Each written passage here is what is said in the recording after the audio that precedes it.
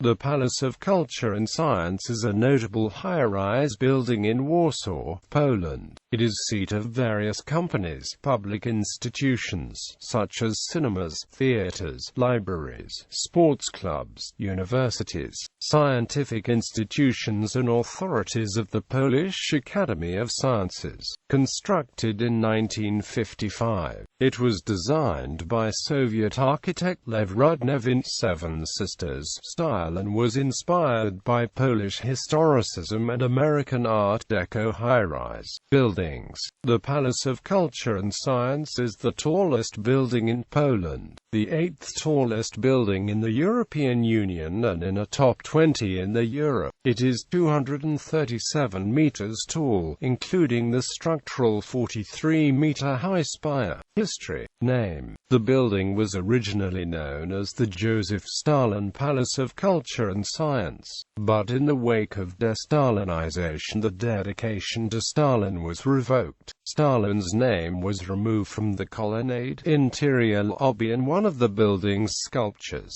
Varsovians still commonly use nicknames to refer to the palace, notably Pekin, Patik and Pajak. Other less common names include Stalin's syringe, the elephant in lacy underwear, or even the Russian wedding cake. Construction. Construction started in 1952 and lasted until 1955. A gift from the Soviet Union to the people of Poland. The tower was constructed, using Soviet plans, almost entirely by 3,500 workers from the Soviet Union, of whom 16 died in accidents during the construction. The Soviet builders were housed at a new suburban complex built at Poland's expense, with its own cinema, food court, community center and swimming pool, called Osiedl Przyjazne. The architecture of the building is closely related to several similar skyscrapers built in the Soviet Union of the same era, most notably the main building of Moscow State University. However, the main architect Lev Rudnev incorporated some Polish architectural details into the project after traveling around Poland and seeing the architecture. The monumental walls are headed with pieces of masonry copied from Renaissance houses and palaces of Krakow and Zamość.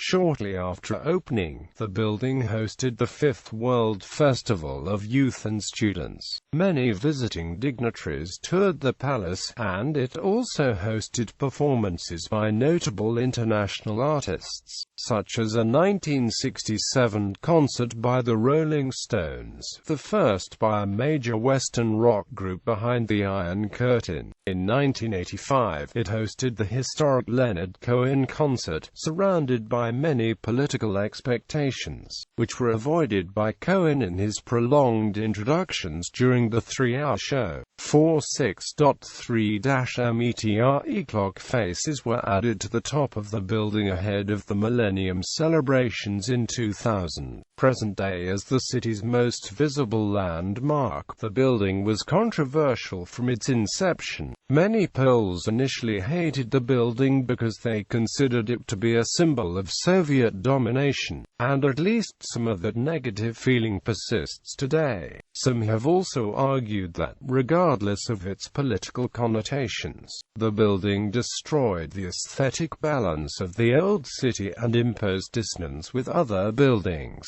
This contrast has been lessened somewhat over the years with the construction of several skyscrapers in the vicinity. Despite the controversies, the palace became an internationally recognized symbol of Warsaw. The building currently serves as an exhibition center and office complex. The palace contains a multiplex cinema with 8 screens, 4 theaters, 2 museums, offices, bookshops, a large swimming pool, an auditorium hall for 3,000 people called Congress Hall, and an accredited university, Collegium Civitas.